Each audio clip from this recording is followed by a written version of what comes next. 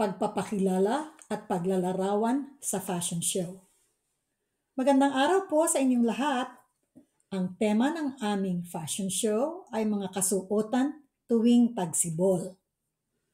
Ang una ay si Rachel.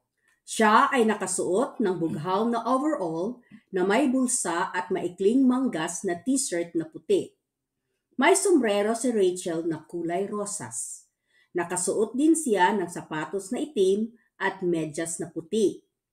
Ang aksesoryang suot niya ay kulay ginto na salamin sa mata, pulseras at headphone. Ang pangalawang modelo ay si Dominic. Siya ay nakasuot ng puting kamiseta at itim na korto o shorts. Ang sapatos niya ay itim na sneakers.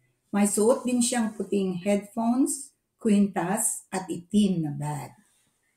Ito naman ay si Marian. Siya ay nakasuot ng puting kamiseta at asul na maong. May suot siyang medyas at sapatos na kulay itim.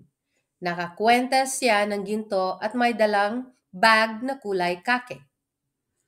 Ang sumunod ay si Billy. Siya ay may suot na berdeng kamiseta at asul na kurto. Mayroong berdeng jacket ding pang itaas. Ang kanyang sapatos ay puti at itim. Suot din niya ang mga aksesoryang hikaw at kwintas. Ito ay si Zach.